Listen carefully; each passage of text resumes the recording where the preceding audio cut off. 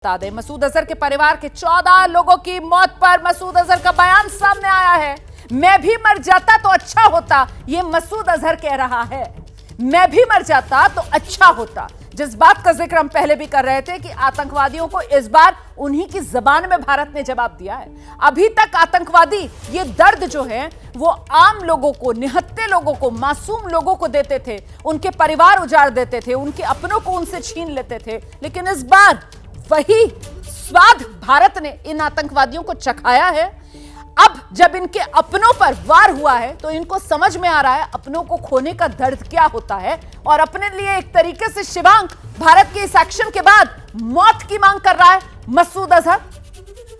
जी बिल्कुल रवाना जी, देखिए जिस तरह से मसूद अजहर को हम लोग लगातार बता रहे हैं कि इस बार उसके साथ वही हुआ है जो वो पिछले कई दशकों से भारतीयों के साथ कर रहा है। तो मसूद अजहर ने अब एक चिट्ठी जारी करी है और चिट्ठी में कह रहा है कि काश वो जो हमला हुआ होता मैं भी वहां पर होता और मैं भी मर जाता वहां पर इन सभी 14 लोगों के साथ। तो देखिए ये स्थिति है इस वक्त मसूद अजहर की। जिस तरह से प्रधानमंत्री ने कहा था कि घुटनों पर ले आएंगे ना, ये आतंकी घुटनों पर आ चुके हैं लगातार। जिस तरह से इन्होंने कई वर्षों तक लोगों को रुलाया, उन्हें दर्द दिया, अब जाके पहली बार इन्हें पता लग रहा है कि उस दर्द की कीमत क्या है। जिस तरह से पहलगाम का हम लोग हमला देख ले कि किस तरह से पहलगाम में निहत्थे लोगों को इन्होंने मारा, किस तरह से इन्होंने पुलवामा में मारा। तो आज आप देख सकती तस्वीरों में कि किस तरह से मसूद अजहर लगातार गिड़गिड़ा रहा है, लगातार रो रहा है।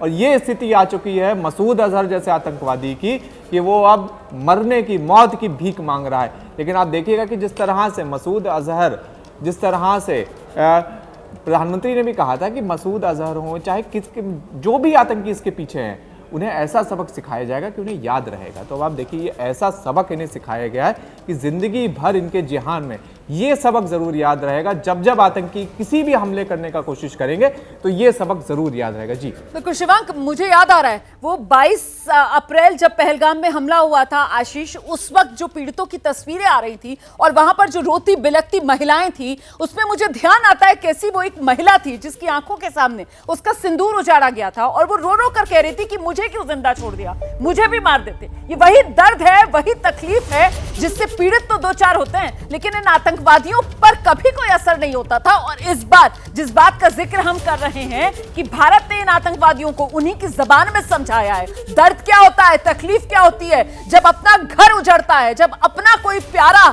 छोड़कर जाता है तो उसकी तकलीफ क्या होती है। इस बार भारत ने वो तकलीफ इन आतंकवादियों को पहुंचाई है। इन्हें कोई फर्क नहीं पड़ता था, आतंकी मारे जाते थे तो इनको कोई फर्क नहीं पड़ता था। ये जो आतंक के आका हैं वो तो इन छोटे मोटे आतंकियों को भी एक हथियार के तौर पर, इस्तेमाल की चीज के तौर पर ही सिर्फ देखा करते थे। लेकिन अब की बार जब वार इनके घरों में हुआ है, जब वार इनके गढ़ पर हुआ है, जब वार इनके हेडक्वार्टर्स पर हुआ है, तो इनको समझ में आ रहा है तकलीफ क्या हो रही है। जब इनके अपने रिश्तेदार मर रहे हैं तब इनको पता चल रहा है कि दर्द क्या होता है। मसूद की बहन, मसूद का भतीजा मारे जाने की खबर, कुल मिलाकर मसूद अजहर, मौलाना मसूद अजहर, जैश ए मोहम्मद का मुखिया मसूद अजहर, उसके परिवार के 14 लोगों का खात्मा, और अब मौत मांग रहा है मसूद अजहर। मसूद अजहर कह रहा है मैं भी मर जाता तो अच्छा होता। यह होता है अपनों को खोने का दर्द, तकलीफ कि इंसान अपने लिए मौत मांगता है। और आज भारत ने इन खूंखार आतंकियों को उस हालत में लाकर छोड़ा है। आशीष कहते हैं ना कब तक खैर मनाएगी। ये बालाकोट में मरते मरते बच गए थे, अगर आपको याद हो सर। बालाकोट पे जब भारत ने अटैक किया और वहां पे इतने आतंकियों को मारा, ये अचानक खबर आई थी कि शायद चंद घंटों पहले उसको वहां से निकाला गया था, वरना इनकी ये ख्वाहिश उसी समय पूरी हो जाती। अब ये ख्वाहिश कर रहे हैं कि क्यों ना मैं भी उसमें मारा गया होता। अरे भाई, अगर हिम्मत है तो सामने आ जाओ। पाकिस्तानी अथॉरिटीज़ के हुकूमत के संरक्षण में इनको रावलपिंडी इस्लामाबाद में छुपा के रखा गया है। कोशिश कर रहे थे आप बार बार भारत पर हमले कर करके भारत को जितना नुकसान पहुंचा सके उतना नुकसान पहुंचाएं, और अब इस तरह से बेचारा बन करके दुनिया के सामने अपने आप को मासूम पेश करने की कोशिश कर रहे हो। मुझे नहीं लगता कि अब इनके सर्वाइवल का ज़्यादा दिन कोई वो है। भारत निश्चित तौर पर इनको भी टारगेट करके जहाँ मिलेगा वहाँ पर इसको भी मौत के घाट उतारी दिया जाएगा। बिल्कुल, देखिए हमारे साथ इस वक्त स्टूडियो में खास मेहमान मौजूद हैं। हमारे साथ एयर कॉमोडोर एसपी सिंह साहब मौजूद हैं, रक्षा विशेषज्ञ हैं। जरा उन्हीं के पास दर्शकों को लेकर चलते हैं। सिंह सर, आपकी इस पर प्रतिक्रिया। देखिए, अभी जैसे आप डिस्कस कर रहे हैं कि ये कह रहा है कि मैं शायद उस दिन में मारा जाता, अभी मारा जाता तो मैं अच्छा होता। ये इसको अपने परिवार के जाने का दर्द सहना था। क्योंकि इसने इतने लोगों को, इतने इनोसेंट लोगों को दर्द दिया है तो शायद इसीलिए जो आशीष जी कह रहे थे, शायद इसलिए बच गया उस हमले से। और आज इसको अपने परिवार को जाते हुए देखना था, उसका दर्द देखना था, इसलिए शायद ये बचा। अब ये भी तो सर वो दर्द सहना चाहिए ना, बिल्कुल, जो इसने आम लोगों को दिया है। आम लोग जिस दर्द से दो चार होते हैं, जब उनके अपने चले जाते हैं, उनके परिवार के लोग चले जाते हैं, उनका घर उजड़ जाता है, वो तकलीफ क्या होती है, ये भी तो सहे ना। इसीलिए तो इसके लिए जरूरी थी ये तकलीफ, जरूरी था इसके लिए दर्द। ये जिंदा है, लेकिन अब इसकी गिनती मुर्दों में होगी। सर बिल्कुल, आपने बहुत सही बात बोली है। ये मुर्दों से भी क्या गुजरा है, अब ये जिंदगी ऐसी जिएगा रगड़ रगड़ मांग रहा है सर, ये मौत की भीख मांग रहा है एक बिल्कुल तरीके से। बिल्कुल। और इसको मौत मिलेगी नहीं, इसको रगड़ रगड़ के मौत मिलेगी, और ऐसे ही हम चाहते हैं। और भारत का जो रिजॉल्व है, जो इस समय ना सिर्फ पाकिस्तान ने, पूरी दुनिया ने देखा है कि आतंकवाद के खिलाफ भारत एक बड़ा सक्षम देश है इस समय, और हमारी जो लीडरशिप है मोदी जी के अंडर बहुत ही सक्षम है।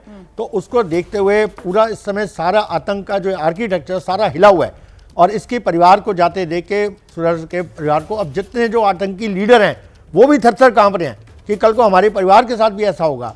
तो ये एक बहुत बड़ा डेटरेंस की तरह काम करेगा, और शायद ये आतंकी संगठन धीरे धीरे खत्म हो। सर इन्होंने सोचा भी नहीं होगा ना, इन आतंकवादियों ने, कि ये मोदी का भारत इनके खिलाफ कैसा एक्शन ले सकता है। मतलब इन्होंने सोचा भी नहीं होगा कभी कि बहावलपुर में, मुरिदके में, यहां पर ये बैठे होंगे और ये अपने बिलों के अंदर छुपकर बैठे होंगे, और यहीं पर आकर भारत भर में घुसकर इनको मारेगा। बहावलपुर में आपको बताता हूँ, स्ट्रेटेजिकली बहुत ही इंपॉर्टेंट पॉइंट है पाकिस्तान के लिए। उनका पूरा जो आर्मी रिजर्व साउथ है, वो पूरा इनका एक स्ट्राइक हो रहा है, वो बहावलपुर के रेल हेड से मूव करता है। अच्छा। और वहां पर बहुत बड़ा आर्मी का कैंट है बहावलपुर में ये मेजर कैंट है, जो वॉर फाइटिंग के लिए इनके लिए प्रिपरेशन करते हैं, और वहीं पर इन आतंकियों को इन्होंने छुपा के रखा। तो बड़ा क्लियर है कि ISI और पाकिस्तान आर्मी ही इनको ट्रेन करती है, और इसके कारण इसको ये था कि मैं सबसे ज़्यादा सेफ वहाँ पर होंगे, और शायद हमें कोई अटैक इंडिया कभी करेगा नहीं, और वहीं पर घुस के मारा। जैसे हमें बोला था पहले कि अगर आप ऐसे हमारे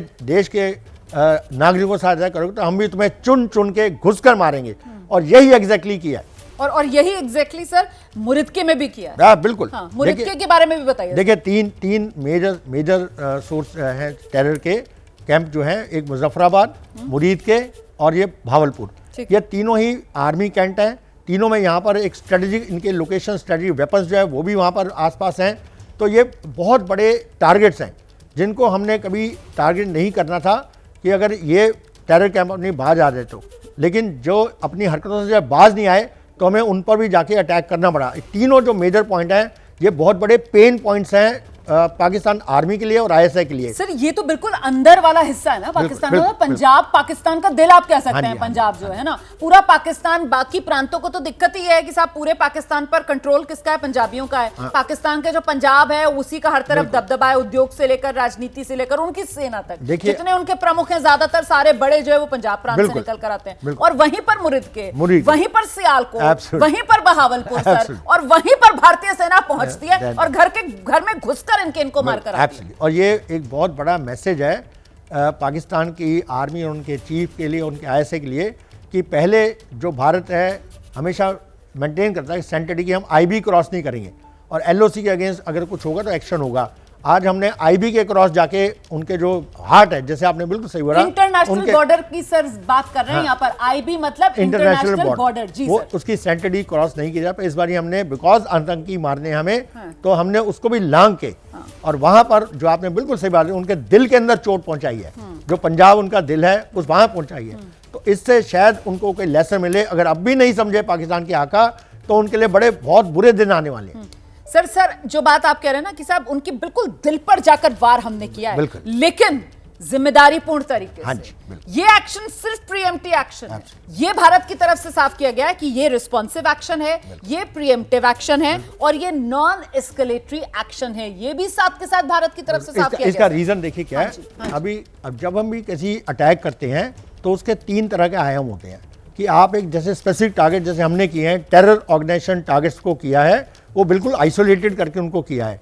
दूसरे होते हैं कि अगर आप कोलैटरल डैमेज मिलिट्री टारगेट पे करते हैं तो वो एस्केलेटरी हो जाता है,